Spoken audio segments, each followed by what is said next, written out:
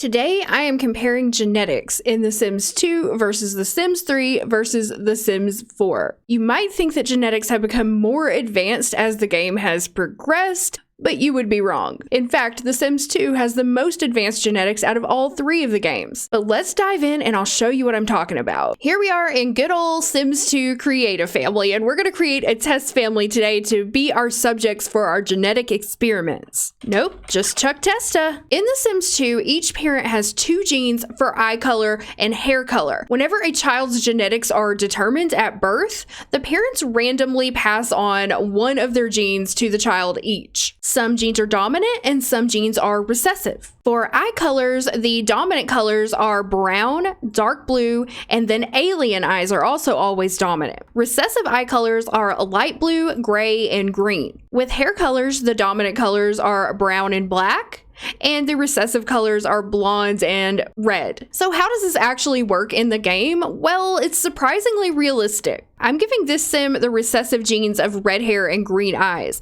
Let's create a partner for him that has dominant genes. This is Jane Testa. We'll give her black hair and brown eyes. Now, let's make a baby. Here is the make a child or genetics window in The Sims 2. And once we have 2 parents, we can just click the pacifier button. And every single time we press it, the child is going to express the dominant genes. If one parent passes on the red hair gene and the other parent passes on the black hair gene, the child will always have black hair. He will still carry the red hair gene as a recessive gene in his DNA, but he will express as having black hair. Now, let's make some changes. Let's go back to Jane and give her recessive genes as well. We'll change her hair to blonde and her eye color to light blue. Now when we make a child, there is a 50-50 chance that the child will have either red hair or blonde hair and either green eyes or light blue eyes. Because each parent is passing down a recessive gene, neither are dominant, so either one can be expressed. 2 Sims with recessive genes will give you much more varied appearance in their children. Think about Angela Pleasant and Dustin Broke, for instance. Hair and eyes work exactly the same way. However, alien eyes are always dominant.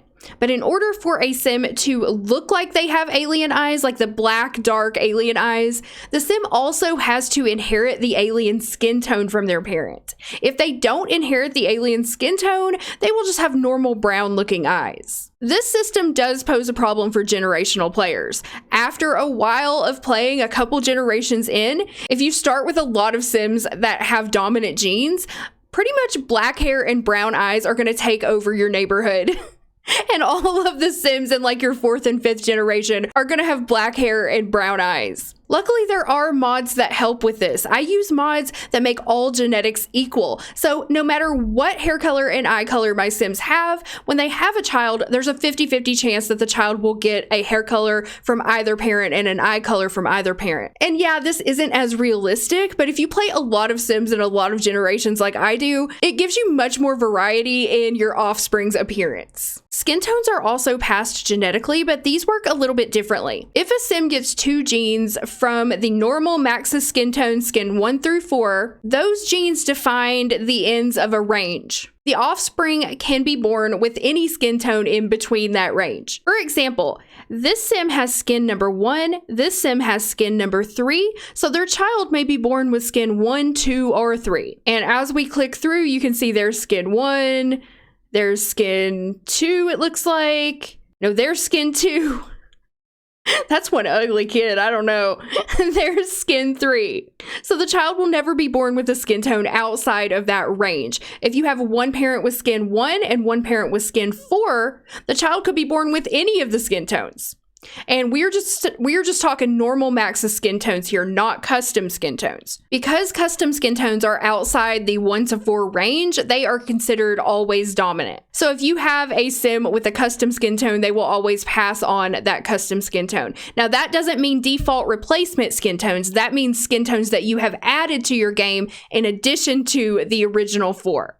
The alien skin tone is also a special case. You're normally not able to create aliens in Create a Sim, but if you go into debugging mode, you can. And we're going to do that today for this demonstration. To go into debugging mode and create a sim in The Sims 2, turn testing cheats on from the neighborhood view, and then when you get in Create a Sim, hit Shift and the letter N, as in Nancy. And then you'll get a pop-up that says Create a Sim is now in debugging mode. And we're going to click Custom Skins next to the original 4, and the alien skin tone is green, so you can select that to make an alien. We can do the same thing with the eyes. So now there will be another eye color showing up here that looks black. That is the alien eye. So that's how you create an alien and create a sim. And I've done this so I can kind of explain how the alien skin and eyes are passed down genetically. The game doesn't treat alien skin as truly dominant unless one of the parents is homozygous for it, meaning that a parent has both the recessive and the dominant gene for alien skin. If neither parent possesses both recessive and dominant for the alien skin tone, and the baby gets both the alien skin gene and a normal skin gene, the baby may express either one while carrying the other as a recessive. But if one parent is homozygous for the alien skin tone, it will be passed down as dominant. So let's do some experiments. If we go back into Make a Child, and we have our female alien and our male human that I just created, our child is always going to get the alien skin and eyes. That's because whenever you create a new sim in Create a Sim like this, they will always be homozygous for the genes you give them. That means this sim has both recessive and dominant for alien skin and eyes, and red hair, and this sim has both recessive and dominant for brown hair and light blue eyes. So any sim we create in Create a Sim is always going to have the alien skin and eyes. Now, once this sim grows up to become an adult, he's going to have the recessive genes from his father. If we now create a partner,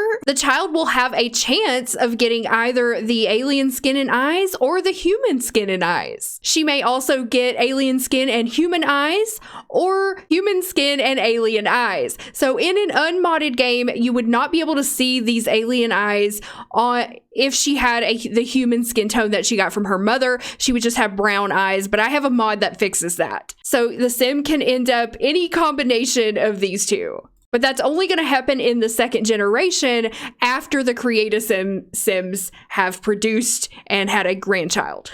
I hope you're still with me here. The Sims 2 genetics are very complex compared to the other games, but also much more realistic, and it's so much fun to be able to see what your children are going to turn out to look like. And this is also how Dina Goth in My Pleasant View live streams was able to have a child with green skin, even though she's not an alien herself and neither was the father. She still carried that recessive gene from her ancestors, and it did express itself in her child.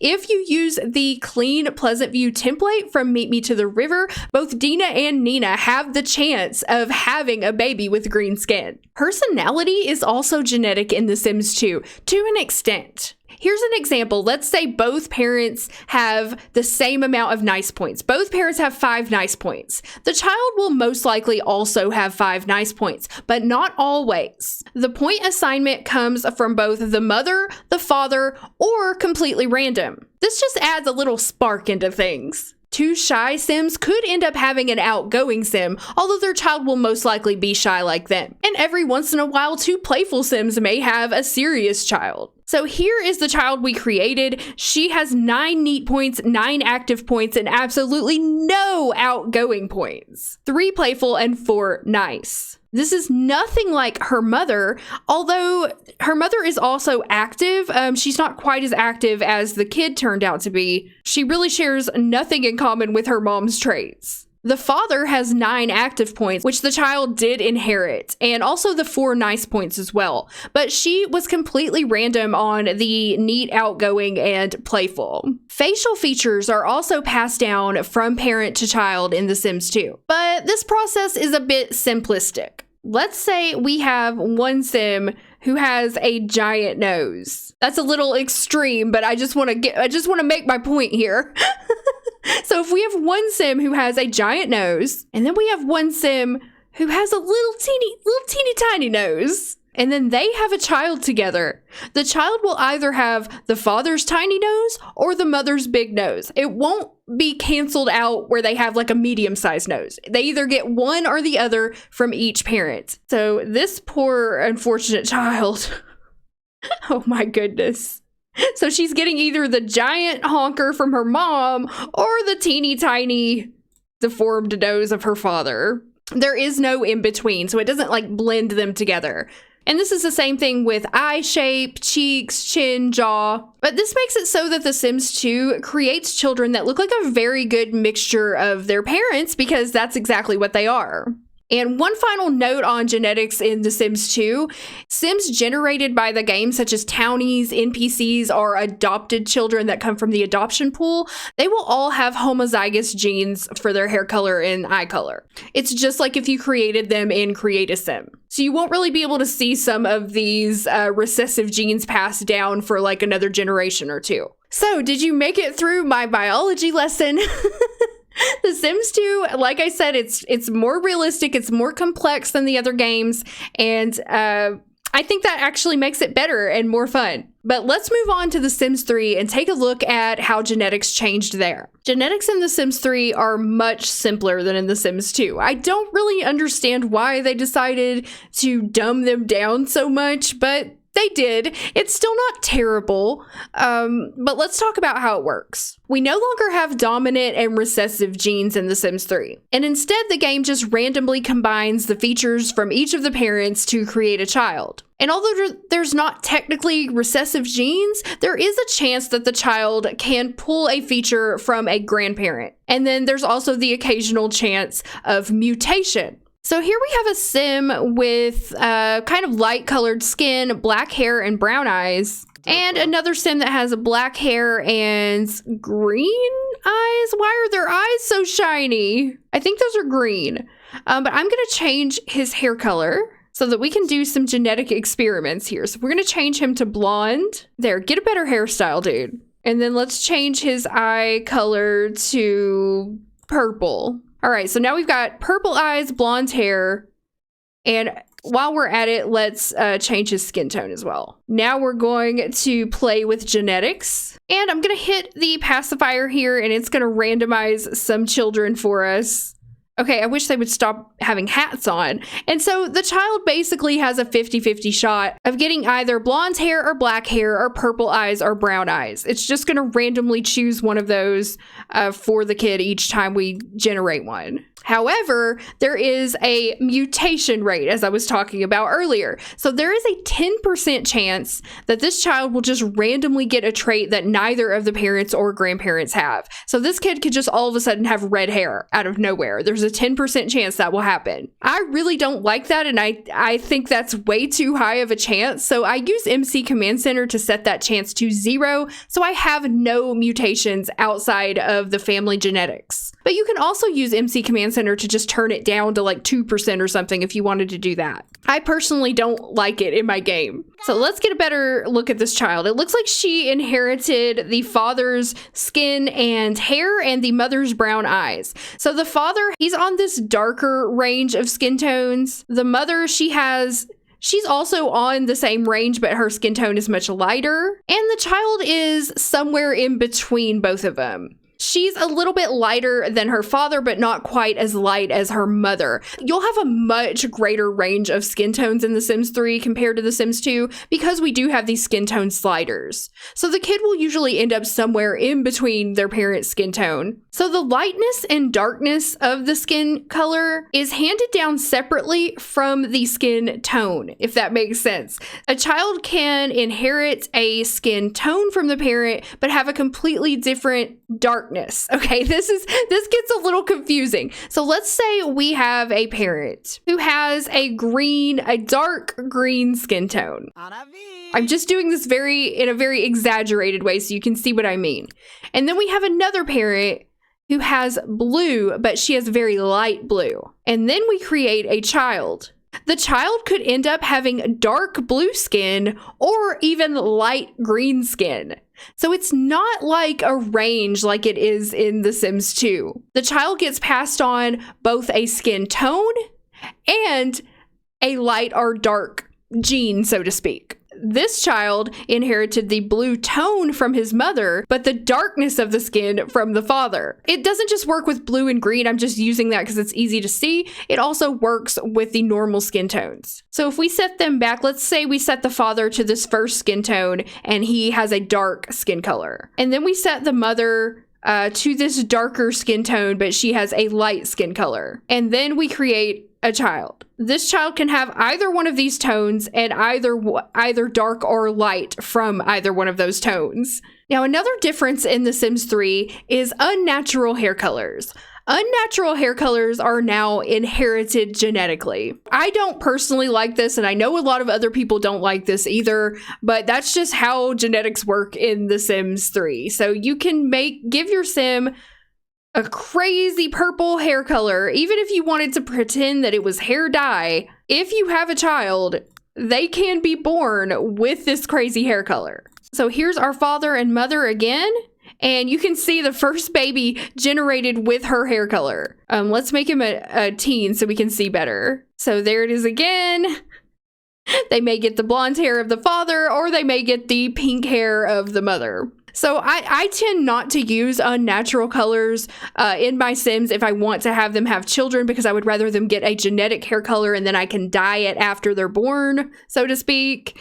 But that's just part of the game. I don't know what to say. The Sims 3 also has inheritable traits. So you can inherit personality points in The Sims 2, but in The Sims 3, your Sims can pass down traits to an extent. First of all, if you've ever had a baby in The Sims 3 and your Sim's pregnancy didn't go so smoothly, you'll know that they didn't get to choose the traits for the baby. The game chose for you. When the game chooses the baby's traits because you didn't have a great pregnancy, these can be inherited from either the mother or the father, or they can be completely random. So let's see what happens if we create a child in Create a Sim. Let's see if they inherit any of these traits. So the father is avant-garde, charismatic, a couch potato, inappropriate, and mean-spirited. I just clicked randomize, okay? I didn't pick these. The mother is evil. Geez, these are some mean Sims. Evil, gatherer, irresistible, night owl, and photographer's eye. So we're going to play with genetics and create another child. And if we look at her personality, she got couch potato from her father, and then she got good, which was completely random. She's going to be the opposite of her parents, who are evil and mean-spirited, and she's going to be good instead. Oh, that's an unfortunate looking child. In addition to the personality traits, there are also hidden traits that can be inherited in The Sims 3. So these traits are hidden but otherwise function similar to the standard traits. They are often found in NPCs and Sims who reach certain career levels, and Sims with these traits have a 50% chance to pass them on to their offspring. So these are things like burglar or can apprehend burglar, can salute, immune to fire, makes no messes, pizza appreciator, pyromaniac, rocker, Asian culture, Egyptian culture, French culture, private eye, and future sim. So the ones that probably get passed on most often are things like can apprehend burglar, immune to fire, pizza appreciator, pyromaniac. So pyromaniac is found only in the children of a firefighter or genie. And pyromaniacs are able to transmogrify any fruit into flame fruit, start fires for a short time without destroying objects, and can survive for up to 3 hours while on fire. When they are on fire, their moodlet will be positive instead of negative. And you may never know that your sim has these traits until you see them displaying some of these behaviors. So that's pretty much the extent of things in The Sims 3. As you can see, it's much more simple than The Sims 2, but at least the children are still a mixture of their parents' genetics, and they can still pull from their grandparents' genetics too. I also like the inheritable traits and hidden traits. Those are really cool. My biggest complaint with The Sims 3 genetics, besides the lack of dominant and recessive genes, is that the unnatural hair colors are genetic. All right, let's move on to The Sims 4. I'm sure you won't be surprised to hear that The Sims 4 has the most simple genetics out of all 3 games. Again, you would really expect it to be the most advanced out of the 3, but sadly that's not the case. Children display features anywhere from exactly the same as a parent to a mixture in between the 2 parents. You can even end up with a child that's an exact clone of one of the parents, which is something I'm really not that crazy about, but it does happen. There are no recessive genes passed down, which means it's impossible to inherit a trait from a grandparent unless the parent also has that trait. And although The Sims 3 didn't technically have recessive genes either, at least they did have a way for the child to get a trait or a characteristic from their grandparent, but we don't have that in The Sims 4. So let's start with skin tone. So I have a sim here who has a pretty light skin tone, and I'm going to create a partner for her. Okay, and then we have this sim who has a pretty dark skin tone. Now we're going to play with genetics. We're going to choose both of the parents here. And then you can see here that this kid that generated looks like he's in between Sim 1 and Sim 2. He's darker than his mother, but he's not as dark as his father. So let's try again. Okay, this looks about the same, a little bit darker than the mom, maybe exactly the same as the mom. This one definitely looks about the same as the mom. Okay, here's one a little bit darker, but not as quite as dark as the father. The skin tone of the child is usually somewhere in the middle between the 2 parents, and it's not very often that you'll get exactly the same as either of the parent.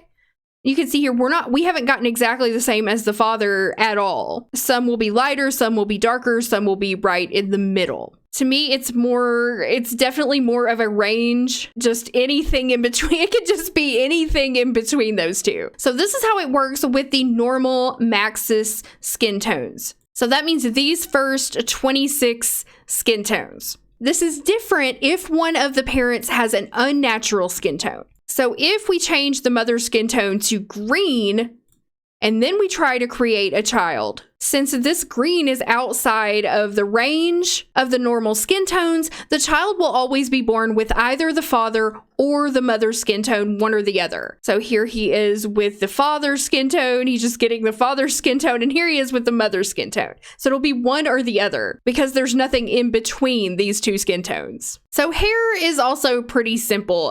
There's only one difference in the hair in The Sims 4.